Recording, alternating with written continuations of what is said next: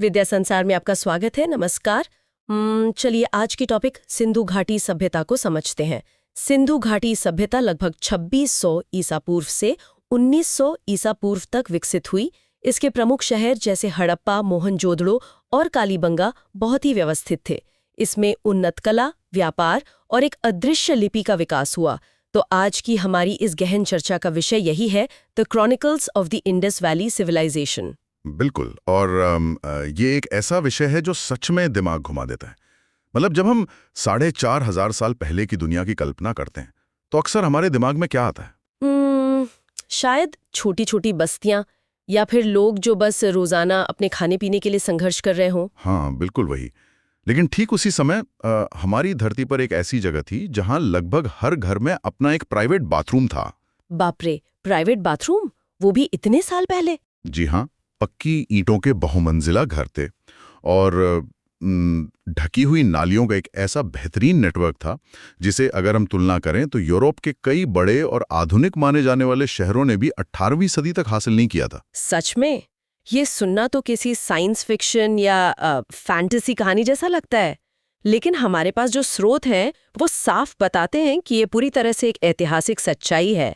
और हमारा मिशन आज बस इतिहास की किताबें बाँचना नहीं है। सही कहा। तारीखें तो कोई भी रट सकता है। बिल्कुल। हम इसके पीछे की असली कहानी समझना चाहते हैं, वो तंत्र समझना चाहते हैं जिसने इस सभ्यता को इतना महान बनाया। तो चलिए इसे समझते हैं। ये अप्रोच बहुत जरूरी है क्योंकि जब हम उन खंडहरों को देखते हैं तो वो सिर्फ ईंट पत्थर नहीं है। उनके पीछे की जो सोच है वो हमें बताती है कि वो लोग भी हमारी तरह ही अपनी दुनिया को व्यवस्थित करने की कोशिश कर रहे थे। समस्याओं का तार्किक समाधान निकाल रहे थे। तो किसी भी सभ्यता को समझने के लिए सबसे पहले ये देखना होता है कि वो कब और कहाँ मौजूद थे। हाँ, उनका टाइमलाइन और भूगोल। बिल्कुल। और जब मैंने स्रोत पढ़े तो मैं हैरान रह गई। ये सभ्यता कोई छोटे मोटे इलाके में नहीं थी। इसका विस्तार सच में बहुत विशाल था। बहुत ही विशाल। स्रोत बताते हैं कि यह सभ्यता लगभग 2600 ईसा पूर्व से लेकर 1900 ईसा पूर्व तक अपने चरम पर थी। मतलब पूरे 700 साल? हाँ, 700 साल। आप खुद सोचिए, किसी एक व्यवस्था का 700 साल तक सुचारू रूप से चलना कोई छोटी बात थोड़ी है। आज के टाइम में तो 70 साल में सब बदल जाता है। बिल्कुल। और सिर्फ समय ही नहीं, इसका जो भौगोलिक फैलाव था वो आज के पाकिस्तान और उत्तर पश्चिम भारत के एक बहुत बड़े हिस्से में था। हड़प्पा, मोहनजोदड़ो, कालीबंगा, चन्हुदड़ो, ये सब इसके प्रमुख शहर थे। मैंने पढ़ा था कि अगर मिस्र और मेसोपोटामिया की सभ्यताओं को मिला भी दें तो भी ये उनसे बड़ी थी। बिल्कुल सही। ये लगभग पश्चिमी यूरोप के आकार का क्षेत्र था। लेकिन एक मिनट, यहीं पर मुझे सबसे बड़ी उलझन होती है। आज के समय में हमारे पास इतने बड़े इलाके को जोड़े रखने के लिए क्या कुछ नहीं है? इंटरनेट है, सैटेलाइट है, हाईवे है। हाँ, फास्ट ट्रांसपोर्टेशन है। हाँ, तो उस प्राचीन दौर में बिना किसी आधुनिक तकनीक के इतने बड़े इलाके में एक समान सभ्यता कैसे पनप सकती है? मतलब भारत और पाकिस्तान का आज का परिदृश्य देखें तो ये सोचना भी अजीब लगता है। यहाँ जो बात सबसे आकर्षक है वो ये है कि उन्होंने संचार और मानकीकरण, यानी जिसे हम आज स्टैंडर्डाइजेशन कहते हैं, उसका एक ऐसा तरीका खोज लिया था जो उस समय के हिसाब से एकदम अकल्पनीय था। अच्छा, वो कैसे? देखिए, जब हम नदियों के किनारे बसी सभ्यताओं की बात करते हैं तो नदियां सिर्फ पीने का पानी या सिंचाई के लिए नहीं होती। उस जमाने में नदियां विशाल हाईवे का काम करती थीं। ओह, मतलब व्यापार और लोगों के आने जाने का मेन रास्ता। बिल्कुल। सिंधु नदी और उसकी सहायक नदियों ने पूरे क्षेत्र को आपस में जोड़कर रखा था। कोई भी बस्ती एक दूसरे से पूरी तरह कटी हुई नहीं थी। लेकिन सिर्फ नदियों के होने से इतनी समानता कैसे आ सकती है? मतलब हर शहर एक जैसा कैसे हो सकता है? और यही बात पुरातत्वविदों को सबसे ज्यादा चौंकाती है। खुदाई में जो साक्ष्य मिले हैं वो दिखाते हैं कि उनकी माप और तौर की प्रणाली, उनका वजन मापने का सिस्टम पूरे क्षेत्र में एक समान था। आप चर्ट के उन पत्थरों की बात कर रहे हैं? जी हाँ। आप हड़प्पा में हो या मोहनजोदड़ो में, जो एक दूसरे से सैकड़ों किलोमीटर दूर हैं, उनके बांट बिल्कुल एक जैसे थे। छोटे वजन के लिए उनकी एक बाइनरी प्रणाली थी। बाइनरी? जैसे 1 2 4 8 16? एकदम सही। और ये सिस्टम पूरे साम्राज्य में लागू था। इससे पता चलता है कि उनके बीच कोई बहुत ही कुशल व्यवस्था थी। तो ये मानकीकरण तो हैरान करता ही है, लेकिन यहाँ बात और भी दिलचस्प हो जाती है। जब हम उनके शहरों की बनावट देखते हैं तो ऐसा लगता है जैसे किसी मास्टर प्लानर ने पूरा शहर डिजाइन किया हो। बिल्कुल, उनका ग्रिड सिस्टम। हाँ, ग्रिड सिस्टम। स्रोत बहुत विस्तार से बताते हैं कि चौड़ी सड़कें थीं जो एक दूसरे को समकोण पर काटती थीं, आज की आधुनिक स्मार्ट सिटी परियोजनाओं की तरह। बिना किसी कंप्यूटर के उन्होंने इतना सटीक ग्रिड कैसे बनाया? यही तो इंजीनियरिंग का कमाल है। और सिर्फ सड़कें नहीं, उनकी पक्की ईंटें देखिए। पूरे साम्राज्य में उन ईंटों का अनुपात हमेशा 1:2:4 होता था। 1:2:4 मतलब मोटाई, चौड़ाई और लंबाई फिक्स थी। हाँ, अब किसी भी शहर में खुदाई कर लीजिए, ईंटों का गणितीय फॉर्मूला वही मिलेगा। लेकिन ये तो बहुत अजीब है। मतलब हजारों किलोमीटर के दायरे में ईंटें बनाने वाले भट्टे एक ही फॉर्मूले का इस्तेमाल कर रहे थे। आज के समय में तो एक ही शहर में बिल्डर्स अलग अलग साइज की ईंटें लगा देते हैं। है ना, सोचने वाली बात है। तो उन्होंने ये सुनिश्चित कैसे किया होगा? क्या कोई बहुत बड़ा तानाशाह था? कोई क्रूर राजा जो नियम तोड़ने वालों को सजा देता था? यही तो इस सभ्यता का सबसे बड़ा रहस्य है, और मैं कहूंगा सबसे खूबसूरत पहलू भी। प्राचीन मिस्र या मेसोपोटामिया में आपको बड़े बड़े हथियार, युद्ध के मैदान और विशाल सेनाएं दिखती हैं। राजाओं की बड़ी बड़ी मूर्तियां भी दिखती हैं। बिल्कुल, लेकिन सिंधु घाटी में हमें ऐसा कोई साक्ष्य नहीं मिला। कोई महान तानाशाह के महल नहीं मिले जो लोगों को डरा कर रखते हों। तो फिर ये सब चल कैसे रहा था बिना किसी डर के? इसका मतलब है कि ये जो स्टैंडर्डाइजेशन था, ये किसी डर से नहीं बल्कि एक अत्यधिक विकसित नागरिक प्रशासन से प्रेरित था। मतलब लोगों में खुद एक सिविक सेंस था। हाँ, उन्हें समझ आ गया था कि अगर वजन, ईंटें और सड़कें एक स्टैंडर्ड पर होंगी तो व्यापार करना और जीवन जीना आसान होगा। आपको घर बनाने से पहले ही पता होता था कि सड़क कहाँ से निकलेगी और नाली का ढलान किस तरफ होगा। उनका ड्रेनेज सिस्टम तो आज भी मिसाल है। बिल्कुल, उनका ड्रेनेज सिस्टम उनके पब्लिक हेल्थ के प्रति जागरूकता को दिखाता है। मैंने स्रोतों में पढ़ा कि हर घर की नाली गली की मुख्य नाली से जुड़ी थी और वो ढकी हुई थी। जी हाँ, पक्की ईंटों से ढकी हुई।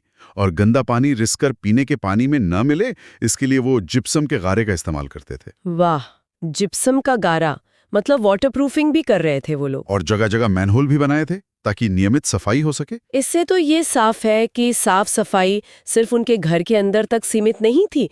पूरे शहर की स्वच्छता एक सामूहिक जिम्मेदारी थी। बिल्कुल सही। लेकिन मेरे दिमाग में एक सवाल और आ रहा है। हाँ, पूछिए। इतने बड़े शहर बसाने हैं, करोड़ों ईंटें बनानी है और इतनी बड़ी आबादी को खिलाना भी है। मुफ्त में तो ये सब नहीं होता। तो इस सब का क्या मतलब है? पैसा या संसाधन कहाँ से आ रहे थे? उनकी इकोनॉमी का इंजन क्या था? बहुत ही तार्किक सवाल है। अगर हम स्रोतों पर नजर डालें तो उनकी अर्थव्यवस्था मुख्य रूप से 3 स्तंभों पर टिकी थी: उन्नत कृषि, पशुपालन और एक बहुत ही विशाल व्यापारिक नेटवर्क। कृषि तो समझ आता है क्योंकि नदियां पास थी। हाँ, सिंधु नदी की हर साल की बाढ़ आसपास की जमीन को बहुत उपजाऊ बना देती थी। उनके पास खाने के लिए सरप्लस अनाज होता था। सरप्लस मतलब जरूरत से ज्यादा। बिल्कुल। और जब खाने की चिंता खत्म हो जाती है, तभी समाज का एक वर्ग व्यापार, इंजीनियरिंग और कला की तरफ मुड़ सकता है। सही कहा। और ये व्यापार सिर्फ उनके अपने गांव तक सीमित नहीं था। स्रोत विशेष रूप से मेसोपोटामिया के साथ उनके व्यापार का जिक्र करते हैं। अगर हम इसे बड़े परिप्रेक्ष्य में देखें तो वे प्राचीन विश्व के सबसे बड़े अंतर्राष्ट्रीय व्यापारियों में से एक थे। सच में? हाँ, मेसोपोटामिया, जो आज का इराक है, वहां के प्राचीन शहर उर की खुदाई में मेलुहा नाम की जगह के व्यापारियों की मोहरें मिली हैं। मेलुहा? जी। इतिहासकार मानते हैं कि ये मेलुहा कोई और नहीं बल्कि सिंधु घाटी सभ्यता का ही प्राचीन नाम का। ओह, तो वो लोग उस समय की एक ग्लोबल सप्लाई चेन का हिस्सा थे। ये तो बहुत ही गजब की बात है। वो वहां से क्या लाते थे और क्या भेजते थे? वे मुख्य रूप से कारेलियन के खूबसूरत मनके, लाजवर्द यानी लैपिस लाजुली जैसे कीमती पत्थर, सूती कपड़ा और हाथी दांत का सामान निर्यात करते थे। और बदले में? बदले में तांबा, चांदी और दूसरी धातुएं लाते थे। आप खुद सोचिए, हजारों साल पहले समुद्र और जमीन के रास्ते इतने लंबे व्यापारिक मार्ग को संभालना कितनी बड़ी बात है। बिल्कुल। और जाहिर है, जब कोई समाज इतनी आर्थिक समृद्धि हासिल कर लेता है तो वो केवल सर्वाइवल मोड में नहीं रहता, वो कला और संस्कृति का विकास करता है। एकदम सही। और मोहनजोदड़ो और हड़प्पा की कला सच में उत्कृष्ट थी। हाँ, वो कांसे की डांसिंग गर्ल की मूर्ति के बारे में स्रोतों में काफी चर्चा है। वो डांसिंग गर्ल की मूर्ति उस समय की लॉस्ट वैक्स कास्टिंग तकनीक का एक बेहतरीन उदाहरण है। ये बहुत जटिल धातुक्रम तकनीक थी। और वो मोहरें जिन पर जानवरों की बहुत बारीक आकृतियां बनी हैं। सेलखड़ी या स्टीटाइट से बनी मोहरें, उनका सौंदर्य बोध बहुत ही परिपक्व था। लेकिन इन सब चमत्कारों के बीच एक चीज ऐसी है जो सबसे बड़ा रहस्य है। आप उनकी लिपि की बात कर रही हैं? हाँ, उनकी अदृश्य लिपि। दुनिया भर के भाषाविदों ने कोशिश कर ली, सुपर कंप्यूटर लगा लिए, लेकिन आज तक उसे कोई डिकोड नहीं कर पाया है। ये पुरातत्व की दुनिया के सबसे रोमांचक और निराशाजनक रहस्यों में से एक है। हमारे पास हजारों मोहरें हैं जिन पर कुछ लिखा है जो दाईं से बाईं ओर लिखा जाता था, लेकिन उसका मतलब कोई नहीं जानता। पता है ये मुझे कैसा लगता है? ये बिल्कुल एक लॉक किए हुए आधुनिक स्मार्टफोन जैसा है। एक लॉक स्मार्टफोन, दिलचस्प तुलना है। हाँ, मतलब कल्पना कीजिए कि भविष्य में किसी को आज के समय का एक बहुत ही महंगा स्मार्टफोन मिलता है। ठीक है। वो उस फोन का बाहरी डिजाइन देख सकते हैं, उसकी धातु की बॉडी की तारीफ कर सकते हैं, जैसे हम सिंधु घाटी की मूर्तियों और ईंटों की तारीफ करते हैं। अच्छा, हाँ। उन्हें पता चल जाएगा कि इसे बनाने वाले तकनीक में बहुत आगे थे, लेकिन उस फोन पर एक पासवर्ड लगा है और उसे खोलने का कोई तरीका नहीं है। बिल्कुल, वो पासवर्ड ही उनकी लिपि है। हम अंदर के मैसेज नहीं पढ़ सकते। हम नहीं जानते कि उनका राजनीतिक नजरिया क्या था, वो क्या सोचते थे। ये बहुत ही सटीक उदाहरण है। जब हम उनकी मोहरें देखते हैं तो उनकी कला तो दिखती है, लेकिन लिपि ना पढ़ पाने के कारण हम उनके दिमाग तक नहीं पहुंच पाते। हम ये भी नहीं जानते कि वो अपने देवताओं को क्या कहते थे, उनके नायकों के नाम क्या थे। वही तो, जानकारी तभी सबसे मूल्यवान होती है जब उसे समझा जा सके। हम उनके घरों की नींव देख रहे हैं, नालियां देख रहे हैं, लेकिन उनकी आवाज हमारे लिए हमेशा के लिए शांत हो चुकी है। ये सच में एक अजीब सा खालीपन छोड़ जाता है। लेकिन हर कहानी में एक मोड़ आता है। और इस महान सभ्यता का भी अंत हुआ। बिल्कुल, पतन तो हर सभ्यता का होता है। लेकिन मैं ये सोच रही थी कि अगर ये समाज इतना उन्नत था, उनकी ग्रिड योजना इतनी अच्छी थी, इकोनॉमी इतनी मजबूत थी, तो फिर 1900 ईसा पूर्व के आसपास अचानक ऐसा क्या हुआ कि सब कुछ खत्म हो गया? देखिए, किसी भी इतने बड़े और जटिल ढांचे का ढह जाना कभी भी एक साधारण या रातों रात होने वाली घटना नहीं होती। स्रोत बताते हैं कि इसके पीछे जलवायु परिवर्तन, नदियों की दिशा बदलना और बाहरी आक्रमण की संभावना थी। लेकिन 700 साल तक इतनी सफलतापूर्वक चलने वाला समाज सिर्फ थोड़े से प्राकृतिक बदलाव से ताश के पत्तों की तरह कैसे ढह सकता है? ये एक महत्वपूर्ण सवाल उठाता है, और इसका जवाब किसी एक कारण में नहीं है। इसे एक डोमिनोज इफेक्ट की तरह समझना होगा, या मान लीजिए एक विशाल जेंगा टावर की तरह।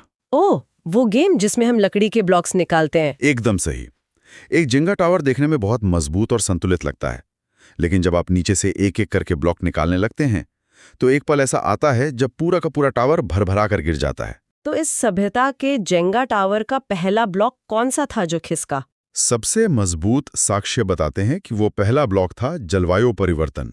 1900 ईसा पूर्व के आसपास मॉनसून के पैटर्न में एक बहुत बड़ा और धीमा बदलाव आना शुरू हुआ। मतलब बारिश कम होने लगी। हाँ, और इसके साथ ही भूगर्भीय बदलावों के कारण कुछ नदियां, विशेषकर जिसे हम सरस्वती या गग्गर हकरा नदी तंत्र कहते हैं, वो सूखने लगी या उन्होंने अपना रास्ता बदल लिया। बाप रे! और क्योंकि पूरी सभ्यता नदियों पर ही टिकी थी, तो पानी कम होने का सीधा असर तो उनकी खेती पर पड़ा होगा। बिल्कुल। जैसे ही कृषि प्रभावित हुई, वो जो अनाज का सरप्लस था जिसने इस पूरी इकोनॉमी को खड़ा किया था, वो खत्म होने लगा। जब खाने को ही पूरा नहीं पड़ेगा तो व्यापार कहाँ से होगा? सही कहा। इसलिए मेसोपोटामिया के साथ उनका अंतर्राष्ट्रीय व्यापार धीमा पड़ने लगा और फिर रुक गया। जैसे अगर आज दुनिया में तेल और सेमीकंडक्टर की सप्लाई रुक जाए तो बड़ी बड़ी अर्थव्यवस्थाएं चरमरा जाएंगी। एकदम सटीक तुलना।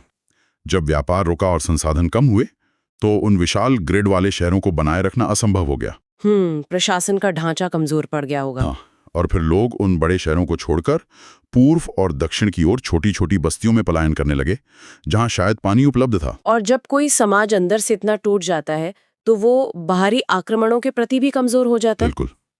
इसलिए ये पतन किसी एक दिन की घटना नहीं थी। ये परिस्थितियों के एक साथ बिगड़ने का एक लंबा और दर्दनाक सिलसिला था, जिसने इस महान सभ्यता को इतिहास में दफन कर दिया। ये वाकई में हैरान करने वाला है और हमें एक कड़वी सच्चाई भी दिखाता है कि पर्यावरण के सामने कोई भी समाज हमेशा सुरक्षित नहीं होता, चाहे वो कितना भी स्मार्ट क्यों ना हो। बिल्कुल। तो इस पूरी गहन चर्चा को अगर समेटा जाए तो आज हमने एक बहुत ही लंबा सफर तय किया है। 2600 ईसा पूर्व के वो ग्रिड शहर, 1, 2, 4 के अनुपात वाली ईंटें, बेहतरीन ड्रेनेज सिस्टम और मेसोपोटामिया तक फैला ग्लोबल व्यापार। और साथ ही वो रहस्यमयी अदृश्य लिपि और अद्भुत कला भी। हाँ, सबसे बड़ी सीख यही है कि स्मार्ट सिटी या मानकीकरण जैसी चीजें सिर्फ हमारे आधुनिक युग की देन नहीं है, और जलवायु परिवर्तन जैसी चुनौतियां जिनसे हम आज जूझ रहे हैं, वो पहले भी महान सभ्यताओं का रुख बदल चुकी हैं। सही बात है। प्रकृति का चक्र बहुत शक्तिशाली होता है और किसी भी समाज का अस्तित्व इस पर निर्भर करता है कि वो खुद को कैसे ढालता है। बिल्कुल। तो श्रोताओं, इस गहन चर्चा को समाप्त करने से पहले मैं आपके लिए एक आखिरी सवाल छोड़ना चाहूंगा। आज हम अपनी पूरी जिंदगी को डिजिटल कर रहे हैं। बैंक खाते, तस्वीरें, किताबें, सब कुछ क्लाउड पर है। सारा डेटा सर्वर्स में बंद है। हाँ, मान लीजिए आज से हजारों साल बाद भविष्य के पुरातत्वविदों को हमारे दबे हुए डेटा सेंटर या हार्ड ड्राइव्स मिलते हैं। बिना बिजली या बिना सही पासवर्ड के क्या वे इस डिजिटल डेटा को समझ पाएंगे? सोचने वाली बात है। या कहीं हमारी ये पूरी इंटरनेट संस्कृति भी उनके लिए सिंधु घाटी की उसी अदृश्य लिपि की तरह बन जाएगी? एक लॉक किया हुआ फोन जिसकी बस बाहरी सुंदरता वे देखेंगे, लेकिन हमारी असली आवाज उन तक कभी नहीं पहुंच पाएगी। इसी विचार के साथ सोचने और खंगालने का ये सिलसिला जारी रखिए। तो इसी प्रकार के और तथ्यों के लिए हमारे चैनल को लाइक करें, शेयर करें और सब्सक्राइब करें। इसी तरह के और टॉपिक के लिए हमारे चैनल पर जरूर हमसे संपर्क करें। धन्यवाद।